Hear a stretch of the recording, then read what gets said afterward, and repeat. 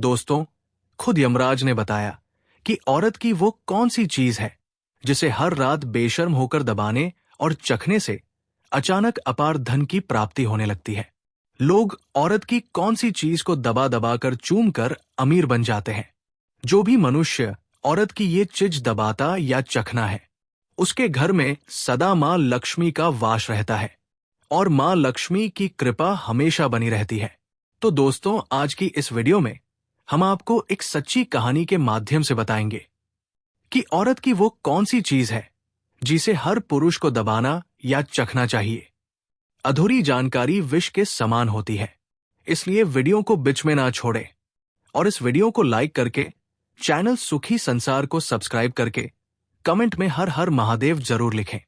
दोस्तों, एक बार की बात है, किसी नगर में अपनी छोटी छोटी 3 बच्चियों के साथ एक विधवा स्त्री रहती थी। जवानी में ही उसके पति गुजर गए थे। 3 छोटी छोटी बच्चियों को पालने का भार बेचारी उस अबला पर पड़ गया था। 3 बच्चों को लेकर वो विधवा जाए तो कहा जाए, कुछ काम धंधा भी नहीं कर सकती थी। ऊपर से समाज की उल्टी सीधी बातें उसे कुछ भी करने नहीं देती थी। बेबस और लाचार उस महिला का कोई सहारा नहीं था। वो अपने पति को याद करके अपने बच्चियों को जैसे तैसे पाल रही थी। एक पति के गम में वो बीमार पड़ गई। ऊपर से उन बच्चियों की चिंता थी कि क्या होगा, कैसे उनका पालन पोषण होगा। बातों को सोच सोच कर एक दिन उसकी तबीयत बिगड़ गई। उसका अंत समय निकट आ गया था। धर्मराज का एक दूत उस विधवा स्त्री के प्राण लेने के लिए धरती पर आया। वो उस स्त्री के प्राण ले जाना चाहता था, परंतु वो वहां का नजारा देखकर वो खुद दुविधा में पड़ गया। उसने देखा कि महिला जमीन पर अचेत पड़ी है और उसकी तीनों बच्चियां उसके ऊपर सिर रखकर पड़ी हुई है। सबसे छोटी बच्ची उसके स्तनों से लिपटी हुई थी। ये करुणमयी दृश्य देखकर देवदूत के हृदय में दया आ गई। उसे उन बच्चियों की दशा नहीं देखी गई। एक बच्ची रो रो कर अपनी मां को जगा रही थी, तो दूसरी रोते रोते ही मां के ऊपर सिर रखकर सो गई थी। देवदूत ने सोचा कि इन बच्चियों का पिता पहले ही मर चुका है। अब यदि मैं स्त्री के प्राण लेकर गया तो ये बच्चियां किसके सहारे रहेंगी? कौन इन्हें संभालेगा? कौन इनका पालन पोषण करेगा? पृथ्वी लोक के मनुष्य तो इतने स्वार्थी हो गए हैं कि बिना मतलब के कोई किसी का सहारा भी नहीं बनता। यदि कोई किसी की मदद कर भी देता है तो वो बदले की उम्मीद करता है या फिर उसे अपने एहसान के नीचे जीवन भर दबाकर रखना चाहता है। देवदूत बोला है, स्वामी, मैं चाहता हूं कि उस महिला को थोड़ा जीवन और दे दिया जाए ताकि वह अपने बच्चियों को पाल पोस कर बड़ा कर सके। देवदूत की बात सुनकर धर्मराज ने उसे डांटते हुए कहा, अरे मूर्ख, ईश्वर की बनाई हुई सृष्टि में ना कोई एक क्षण घटा सकता है और न कोई बढ़ा सकता है। उनकी मर्जी के बिना न तुम किसी को जीवन दे सकते हो और न ही समय से पहले किसी को मार सकते हो। ईश्वर जो करता है सबके साथ अच्छा ही करता है। तुम कौन होते हो विधाता के लेख को बदलने वाले? तुमने उस महिला को ना लाकर ईश्वर के नियमों का उल्लंघन किया है। तुमने बहुत बड़ा अपराध कर दिया है, इसलिए तुम्हें इसका परिणाम भोगना ही पड़ेगा। जाओ, जिस पृथ्वी के मनुष्यों से तुम्हें ममता है उसी पृथ्वी पर मनुष्य शरीर बनकर अपना पाप भोगो। देवदूत कहने लगा, हे स्वामी, धरती लोक से मेरा उद्धार कब होगा और कैसे होगा? तब धर्मराज कहते हैं, हे दूत, धरती पर जाकर जब तुम 3 बार अपनी मूर्खता पर खिलखिलाकर हंस लोगे तब तुम्हारा उद्धार हो जाएगा। मित्रों, इतना कहकर धर्मराज ने उस दूत को धरती पर भेज दिया। वो धरती लोक पर मनुष्य शरीर में आ चुका था। उसके शरीर पर वस्त्र नहीं थे। मित्रों, यहां का एक नियम है कि जब कोई मनुष्य जन्म लेता है तो उस समय वो नग्न होता है। देवदूत ने जन्म तो नहीं लिया था, पर वो निर्वस्त्र ही एक सड़क के किनारे पड़ा ठंड से ठिठुर रहा था। वहीं से एक मोची गुजर रहा था। वो मोची ठंड से बचाने के लिए अपने बच्चों के लिए कपड़े लेने जा रहा था। रास्ते में ठंड से ठिठुरते एक नग्न व्यक्ति को देखकर उसे दया आ गई। उसने अपने बच्चों के लिए तो कपड़े नहीं लिया, लेकिन उस देवदूत के लिए कपड़े और कंबल जरूर खरीद लाया और वे कपड़े लाकर उस देवदूत को दे दिए। देवदूत कहने लगा, भाई आपने मुझे कपड़े देकर मुझ पर बहुत बड़ा उपकार किया है, लेकिन कपड़े देकर मुझे ठंड से तो मेरा दुख दूर कर दिया है, पर ना तो मेरा कोई घर है, ना कोई परिवार, और ना ही भोजन का कोई साधन। तब मोची बोला है, भाई तुम मेरे घर चलो, मैं तुम्हारा हर बोझ उठा लूंगा। दोस्तों, अब तो वो मोची उस देवदूत को लेकर अपने घर पहुंचा। उधर मोची की पत्नी ने देखा कि उसका पति तो बच्चों के लिए कपड़े लेने गया था। कपड़े तो कुछ लाया नहीं, उल्टा एक आदमी को घर बुला लाया है। पत्नी अपने पति से झगड़ने लगी, उसे भला बुरा कहने लगी। ये देखकर वो देवदूत बहुत जोर जोर से हंस पड़ा। मोची ने पूछा, अरे भाई, तुम हंसते क्यों हो? ऐसा क्या देख लिया तुमने? तब देवदूत ने कहा, हे भाई, मेरी हंसी का रहस्य मैं आपको अभी नहीं बता सकता, समय आने पर मैं तुम्हें स्वयं बता दूंगा। मित्रों, अब तो वो देवदूत उस मोची के घर में रहने लगा और कुछ ही दिनों में उसने मोची का सारा काम सीख लिया। देवदूत के द्वारा बनाए गए जूते और चप्पल बिकने लगे। चंद दिनों में मोची धनवान बन गया। दूर दूर तक उसके जूते प्रसिद्ध हो गए थे, यहां तक कि राजा महाराजा तक उसे जूते बनवाने का आदेश देने लगे। जब से देवदूत उसके घर आया था, उसकी तो किस्मत ही चमक गई थी। धन की कोई कमी नहीं थी, सब कुछ अच्छा चलने लगा था।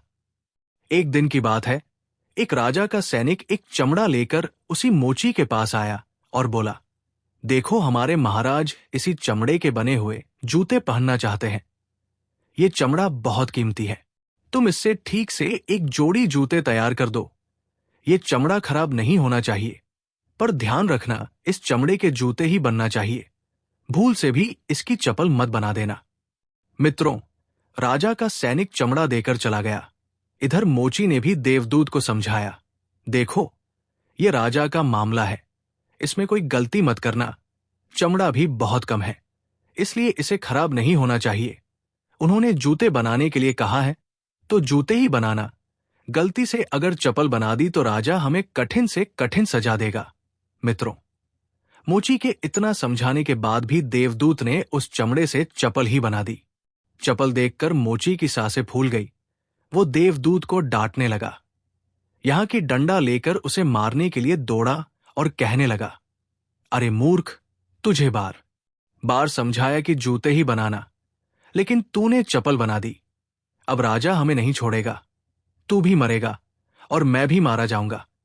वो हमारे पूरे घर को फांसी लगवा देगा। मित्रों, मोची को अत्यंत दुखी देखकर देवदूत एकदम से खिलखिलाकर हंसने लगा। उसे हंसता देख मोची बोला, अरे मूर्ख आदमी, सारा काम बिगाड़कर अब हंस रहा है। देवदूत बोला, वो देखो, जूते लेने के लिए राजा का सैनिक आ रहा है। मित्रों, सैनिक को देखकर मोची के हाथ पैर फूल गए कि अब वो जूते मांगेगा तो मैं कहां से दूंगा। तब तक वो सैनिक पास आ गया और बोला, हे मोची भाई, कल मैं जो तुम्हें चमड़ा दे गया था, उसके जूते मत बनाना, चप्पल बना देना, क्योंकि राजा साहब का देहांत हो गया है और यहां की ये प्रथा है कि मरने वाले व्यक्ति को चमड़े की चप्पल पहनकर अर्थी पर लेटा दिया जाता है। मित्रों, सैनिक की बात सुनकर मोची को ऐसा लगा कि जैसे मरे हुए शरीरों में प्राण पड़ गए हो। उसके हाथ से डंडा छूटकर जमीन पर गिर पड़ा और उसने देवदूत के पैर पकड़ लिए और उससे माफी मांगने लगा। देवदूत मोची की इस हरकत पर खूब जोर जोर से हंस रहा था। मोची ने पूछा, भाई, अब तुम क्यों हंस रहे हो? तब देवदूत बोला, हे भाई, समय आने पर मैं अपनी हंसी का कारण बता दूंगा। मित्रों, एक दिन की बात है, मोची की दुकान पर 3 नौजवान लड़कियां एक बुढ़िया के साथ आई। उन तीनों लड़कियों की शादी होने वाली थी। वे अपने लिए जूतों का नाप देने आई थी। उन लड़कियों को देखकर देवदूत ने पहचान लिया कि ये वही तीनों लड़कियां हैं जिनकी मां को न ले जाने के कारण आज मैं अपने किए की सजा भोग रहा हूं। पर अब ये लड़कियां जवान हो चुकी हैं, काफी सुंदर भी हैं, किसी अच्छे घर में पली बड़ी मालूम पड़ रही है। तब वो बुढ़िया कहती है, हाँ बेटे, इनकी मां इन्हें बचपन में ही छोड़कर चल बसी थी। इनका कोई सहारा नहीं था, तब मैंने इन्हें अपने पास रख लिया। मेरे पास करोड़ों की दौलत है, पर दुर्भाग्य से मेरा भी कोई नहीं है। मैंने इन्हें रख लिया, पढ़ाया लिखाया, इनकी परवरिश की, और आज बहुत ही ऊंचे घराने में मैं इनका विवाह करने जा रही हूं। लड़कियों का भाग्य देखकर देवदूत सोचने लगा, परमात्मा जो करता है अच्छा ही करता है। यदि उस समय उनकी मां नहीं मरती तो ये तीनों भयानक गरीबी, भूख मरी और दरिद्रता में पड़ी रहती। इनकी मां के मरने के कारण आज ये तीनों लड़कियां बहुत बड़े घरों की बहू बनने जा रही है और इस बुढ़िया की करोड़ों की संपत्ति की मालिक भी बन चुकी है। ये बात सोचकर देवदूत अपनी पहले की मूर्खता को याद करके जोर जोर से हंसने लगा। वो 3 बार हंस चुका था। मोची ने पूछा, भाई, अब तुम किस लिए हंस रहे हो? कृपया अपनी हंसी का रहस्य समझाइए। तब देवदूत बोला, हे भाई, मैं 3 बार हंस चुका हूं। अब मैं तुम्हें अपनी हंसी का कारण बताता हूं। मैं एक देवदूत हूं। अभी अभी जो 3 लड़कियां जूतों का नाप देने आई थी, जब ये तीनों छोटी थी तो इनकी मां मर गई थी। इनके पिता पहले ही मर चुके थे। इन तीनों लड़कियों पर तरस खाकर मैंने इनकी मां के प्राण नहीं लिए। उसी कारण धर्मराज ने मुझे श्राप देकर धरती पर भेज दिया। मैं निर्वस्त्र एक सड़क के किनारे पड़ा था। तब तुम मुझे अपने घर ले आए। घर आकर तुम्हारी पत्नी तुमसे खूब लड़ी थी, वो भी इस जो तुमने मेरे ऊपर खर्च किए थे, पर वो उस लाभ को नहीं देख पा रही थी जो मेरे आने के कारण तुम्हारे घर की किस्मत बदलने वाली थी। दूसरी बार मुझे हंसी तुम्हारी मूर्खता को देखकर आई थी, जब तुम राजा के जूते न बनाने के कारण मुझे डंडा लेकर मारने के लिए दौड़े थे। उस समय तुम राजा के जूते वाली बात सोच रहे थे, पर तुम्हें यह नहीं मालूम था कि राजा के साथ क्या घटना घट गई है, जो उसे जूतों से अधिक चप्पलों की आवश्यकता पड़ गई। हम वही देखकर सोचकर शोक या हर्ष मनाते हैं जो हमें दिखाई देता है, पर हम ये नहीं देख पाते जो होने वाला होता है। कई बार परमात्मा हमारे अच्छे के लिए, हमारी भलाई के लिए हमारे साथ बुरा करता है, पर हम उसी बुरे को देखकर परमात्मा को कोसने लगते हैं। ये सारी बातें बताते ही अचानक वो यमदूत गायब हो गया और यमलोक में धर्मराज के सामने पहुंच गया। फिर उसने सारी घटना धर्मराज को बताई और कहा, मेरे कारण उस मोची की जिंदगी बदल गई। वो बहुत अमीर हो गया। पहली बार तो मुझे उसकी पत्नी पर हंसी आई, क्योंकि उसे अपना नुकसान दिखाई दिया, लेकिन बाद में होने वाला लाभ नहीं दिखा। तब धर्मराज बोले, तुम अपनी सजा पूरी किए बिना ही यमलोक चले आए, क्योंकि तुम्हारा उस मोची की पत्नी की मूर्खता पर हंसना व्यर्थ था। वो तुम्हारी वजह से अमीर नहीं हुआ, बल्कि उसके अमीर होने का कोई और ही कारण है। अब तुम्हारी सजा तभी खत्म होगी जब तुम उस मोची से ये पता करके आओगे कि वो अचानक अमीर कैसे बना। धर्मराज की ये बात सुनकर यमदूत दुखी होकर फिर से पृथ्वी लोक पहुंच गया। वापस जाकर वो उस मोची से मिला और पूछा, मित्र, तुम्हारे घर में अचानक से धन की वृद्धि का राज क्या है? कैसे तुम अचानक से अमीर बन गए? पहले तो मोची ये बात छुपाना चाहता था, लेकिन जब यमदूत ने उसे डराया तब उसने सच बताया। मोची बोला, हे यमदूत, मैं अपनी पत्नी की नाक के ऊपरी हिस्से को अपनी उंगली से हमेशा दबाया करता था। इसके अलावा मैं उसके साथ एक और काम करता था। मैं उसके कान के पिछले हिस्से को अक्सर अपनी जीभ से स्पर्श किया करता था।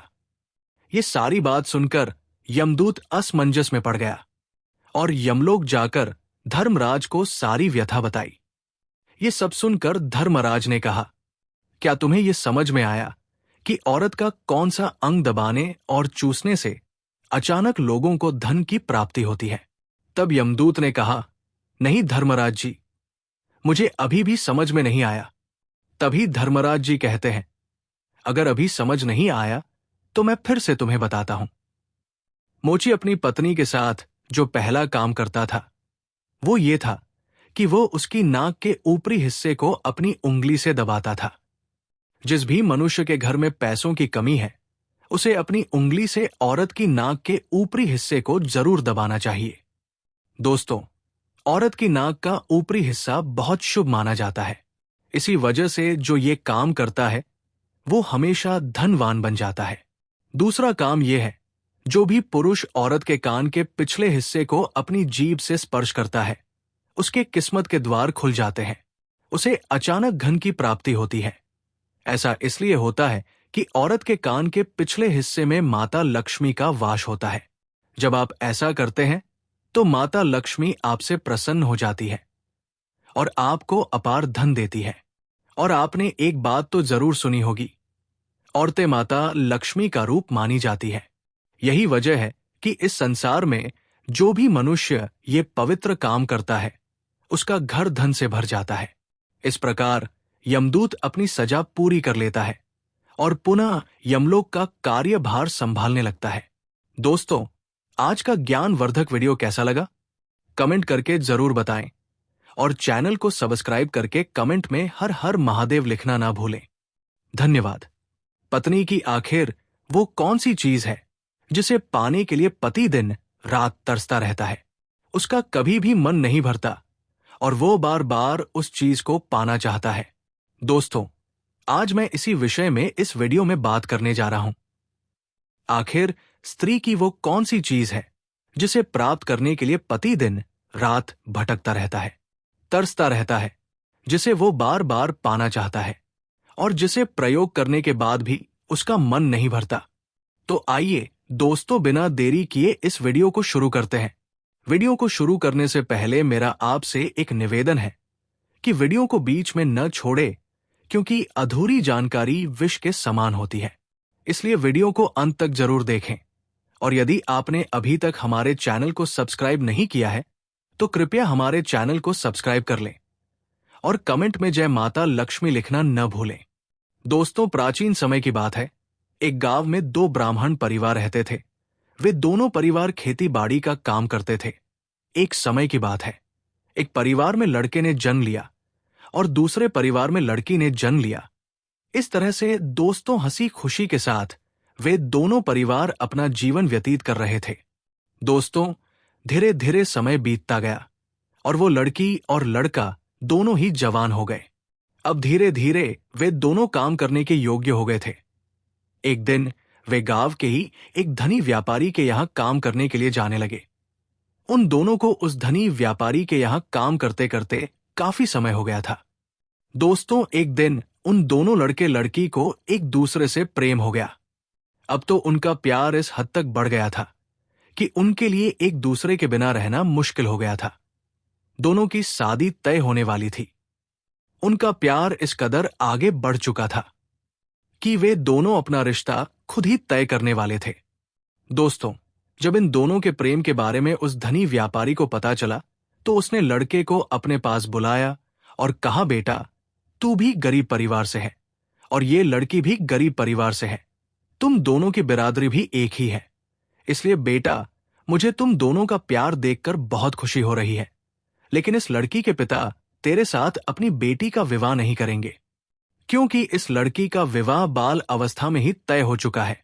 दोस्तों, जब लड़के ने व्यापारी के मुख से ये बातें सुनी तो वो लड़का व्यापारी के सामने हाथ जोड़कर कहने लगा, सेठ जी, मैं इस लड़की से बहुत ज्यादा प्यार करता हूं। यदि इस लड़की से मेरा विवाह नहीं हुआ तो मैं आत्महत्या कर लूंगा, अपने प्राण त्याग दूंगा।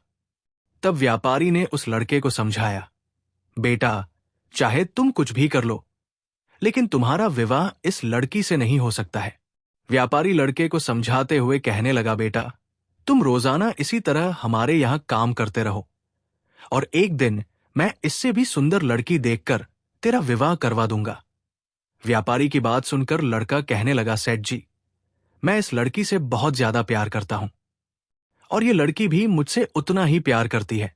दोस्तों, जब व्यापारी ने लड़के की ये बातें सुनी तो वो व्यापारी कहने लगा, ठीक है बेटा, जब वो लड़की काम करने के लिए आएगी तो तुम उसे मेरे पास ले आना। इससे पहले मैं उस लड़की से भी जानना चाहता हूं कि क्या वो लड़की भी तुमसे उतना ही प्यार करती है जितना तुम उससे करते हो। व्यापारी के इतना कहने के बाद वो लड़का वहां से खुशी खुशी चला जाता है। दोस्तों, जब वो लड़का रास्ते में जा ही रहा था तब उसने रास्ते में एक लड़की को रुका हुआ देखा।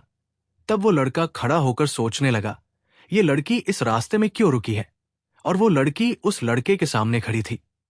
जब वो लड़का आगे जाकर उस लड़की को देखता है तो वो क्या देखता है, वो लड़की उसकी प्रेमिका ही है। तब उस लड़के ने अपनी प्रेमिका से पूछा, तुम बीच रास्ते में क्यों खड़ी हो? तब वो लड़की लड़के का हाथ पकड़कर रोने लगी और कहने लगी, मुझे डर लग रहा है। ऐसा लग रहा है जैसे व्यापारी को हमारे प्रेम के बारे में पता चल गया है। अब वो हम दोनों को कोई सजा देने वाला है। तभी वो लड़का उस लड़की को समझाने लगा और कहने लगा, नहीं, वो व्यापारी ऐसे इंसान नहीं है, वो तो हमारी मदद करना चाहते हैं। तब वो लड़की कहती है, नहीं, मुझे अभी भी डर लग रहा है। तब वो लड़का कहने लगता है, प्रिय, हम दोनों ने सच्चा प्यार किया है और प्यार में डरने की कोई बात नहीं है। इतना कहने के बाद वे दोनों अपने अपने घर चले जाते हैं। फिर सुबह होते ही वे दोनों व्यापारी के यहां काम करने पहुंच जाते हैं और जाकर काम में लग जाते हैं। जब व्यापारी आकर देखता है कि वो लड़का और लड़की एक ही जगह पर बड़े हंसी खुशी और प्रसन्नता के साथ कार्य कर रहे हैं और उनकी कमाई भी अन्य सभी लोगों से अधिक हुई है, तब व्यापारी को समझते देर नहीं लगती कि ये लड़का प्रेम के लिए कुछ भी कर सकता है। उसे प्रेम के आगे ये भी नहीं मालूम कि वो कितना अधिक और कठिन परिश्रम कर रहा है। साथ ही वो लड़की भी उसी तरह मेहनत करने लगी थी। इस तरह वे दोनों मिलकर काम कर रहे थे। तभी व्यापारी ने उन दोनों को अपने पास बुलाया और कहने लगा, हे बच्चों, तुम हमारे साथ चलो। व्यापारी उन दोनों को अपने घर ले आता है और कहता है, बच्चों, तुम अपने हाथ मुंह धो लो, उसके बाद साफ सुथरे हो जाओगे। हाथ मुंह धोने के बाद व्यापारी एक बहुत बड़ा आईना लाकर देता है और उन दोनों से कहता है कि बच्चों, तुम दोनों इस आईने में एक साथ खुद को देखो। जब वे दोनों व्यापारी के कहने पर एक साथ अपने आप को आईने में देखते हैं तो कहते हैं, सेठ जी, हम तो देख चुके हैं, पर आप एक बात बताइए कि इतना बड़ा आईना आखिर आपने हमारे लिए क्यों लाया है? इस आईने में देखकर हम क्या करेंगे? तब व्यापारी कहने लगा, बच्चों, मेरी उम्र तुम दोनों से बहुत अधिक है और मैं दुनिया के बारे में तुमसे ज्यादा जानता हूं। आज तुम्हारा चेहरा सुंदर और चमकदार है, लेकिन जब तुम्हारे माता पिता को तुम्हारे प्रेम के बारे में पता चलेगा तो उस समय तुम्हारा ये चेहरा उस तेज से वंचित हो जाएगा जो आज इसमें है। तुम तब देखने लायक नहीं बचोगे। इतना कहने के बाद व्यापारी उस आईने को हटा देता है। फिर वो लड़की से पूछता है, बेटी, तुम बताओ कि तुम इस लड़के से कितना प्यार करती हो? तब लड़की कहने लगी, सेठ जी, यदि सच बताओ तो मैं इनके बिना जी नहीं सकती, क्योंकि जब तक ये मेरे जीवन में नहीं आए थे मुझे अच्छे बुरे का कुछ भी पता नहीं था। मैं कौन हूं, मुझे क्या करना है, मुझे कुछ नहीं मालूम था। लेकिन जब से ये मेरे जीवन में आए हैं तब से मुझे लग रहा है कि मेरे जीवन में कोई दुख और परेशानी नहीं है। मैं जो भी काम करती हूं उसमें मेरा मन लगता है। आपके यहां काम करने में पहले मेरा बिल्कुल मन नहीं लगता था, फिर भी मुझे करना पड़ता था क्योंकि हमारे माता पिता गरीब थे, इसलिए काम करना पड़ता था। लेकिन अब मेरा मन भी लग रहा है। तभी व्यापारी कहने लगा, बेटी, मैं तुम्हारी भावनाओं और बातों को समझ रहा हूं, लेकिन तुम्हारे पिता ने तुम्हारा विवाह बाल अवस्था में ही किसी दूसरे लड़के के साथ तय कर दिया है जो तुम्हारे ही रिश्तेदार का लड़का है। तब लड़की कहने लगी, सेठ जी, मैं कुछ नहीं जानती। यदि ऐसा हुआ तो मैं उस लड़के के साथ विवाह करने के लायक नहीं बचूंगी। मैं आत्महत्या कर लूंगी, अपने प्राण त्याग दूंगी। व्यापारी समझाने लगा, बेटी, ऐसी गलती कभी भी मत करना, भूल कर भी नहीं। दोस्तों, धीरे धीरे से वे दोनों इसी तरह से काम करते रहे। एक दिन उनके प्रेम के बारे में गांव के एक सन्यासी महात्मा को पता चल गया। तब वो सन्यासी महात्मा आकर व्यापारी से शिकायत करते हैं, हे सेठ जी, हमारे गांव में एक लड़का और लड़की कुछ गलत कर रहे हैं जो समाज की दृष्टि में बिल्कुल भी उचित नहीं है। तब व्यापारी ने अपने दिमाग में एक युक्ति लगाई और एक तरकीब अपनाई। व्यापारी ने महात्मा जी से कहा, मैं इस मामले में कुछ नहीं जानता, आप उन दोनों को पकड़ कर लाइए, मैं उन्हें कड़ी से कड़ी सजा दूंगा। व्यापारी की बात सुनकर सन्यासी महात्मा जी उन दोनों को पकड़ने चले जाते हैं और फिर उन्हें पकड़कर व्यापारी के पास ले आते हैं। लेकिन व्यापारी से वे दोनों डरते नहीं हैं। सन्यासी महात्मा जी वहीं पर खड़े थे और उन दोनों को खड़े खड़े देख रहे थे कि ये दोनों सेठ जी से तो डर ही नहीं रहे हैं, जबकि उस सेठ से तो बड़े बड़े मजदूर भी डर जाते हैं। लेकिन ये नौजवान और लड़की अभी भी नहीं डर रहे हैं। तब वे कहने लगे, लगता है कि ऐसे कर्म करने वाले लोग निडर होते होंगे। इतना को कहने के बाद वे फिर से अपने काम के लिए चले जाते हैं। उनके जाने के बाद व्यापारी कहता है, बताओ, अब तो तुम्हारे प्रेम के बारे में हमारे यहां काम करने वाले मजदूर लोग भी जान चुके हैं। हो सकता है शाम तक तुम्हारे माता पिता के पास ये खबर पहुंच जाए। लड़का और लड़की कहने लगे, सेठ जी, यदि हमारे माता पिता के पास ये खबर पहुंच भी जाएगी तब भी हमें किसी बात की चिंता नहीं है। हमें कोई फर्क नहीं पड़ेगा, क्योंकि हमने प्यार किया है, चोरी नहीं की है, और हम लोग सच्चा प्यार करते हैं। तभी व्यापारी समझाने लगा, बेटा, तुम्हारे प्यार और मोहब्बत को देखकर मुझे बहुत तरस आ रहा है। मैं भी एक समय में प्रेम किया करता था। फिर वो अपनी कहानी सुनाते हुए कहने लगा, बेटा, एक बार की बात है, मैं एक राजकुमारी से प्रेम करता था। वो राजकुमारी बहुत ही अमीर घराने की थी। धीरे धीरे वो भी मुझसे प्रेम करने लगी। हमारा प्रेम इतनी तेजी से बढ़ रहा था कि वो राजकुमारी धीरे धीरे मेरे घर आने लगी। उस समय मेरे पास कोई धन दौलत नहीं थी, लेकिन जब वो राजकुमारी मेरे घर आती थी तो मेरी बूढ़ी मां को खाना बनाते देख वो खुद उसे खाना नहीं बनाने देती थी। मां के साथ बैठकर कर वो भी भोजन बनाने लगती थी। तब मेरी मां मुझे से पूछने लगी, बेटा, आखिर ये राजकुमारी किस राजा की बेटी है, कौन है? तब मैं अपनी मां से कहता, मां, ये मेरी दोस्त है, कॉलेज में मेरे साथ पढ़ती है, मेरे साथ ही रहती है। मेरी बात सुनकर मेरी मां को लगा कि शायद ये कोई आम लड़की है जो दोस्ती की वजह से घर आ जाती है। धीरे धीरे वो राजकुमारी हमारे घर आती जाती रही। जब भी मैं सूखी रोटी खाता था, वो राजकुमारी मेरे लिए वही सूखी रोटी खा लेती थी। खाने से पहले एक बार भी ये नहीं सोचती थी कि वो एक राजकुमारी है। इसके बाद जब ये बात राजकुमारी के घर वालों को पता चली तो उन्होंने उसे बहुत डांटा, लेकिन वो राजकुमारी फिर भी नहीं मानी, क्योंकि वह उस राजा की इकलौती बेटी थी।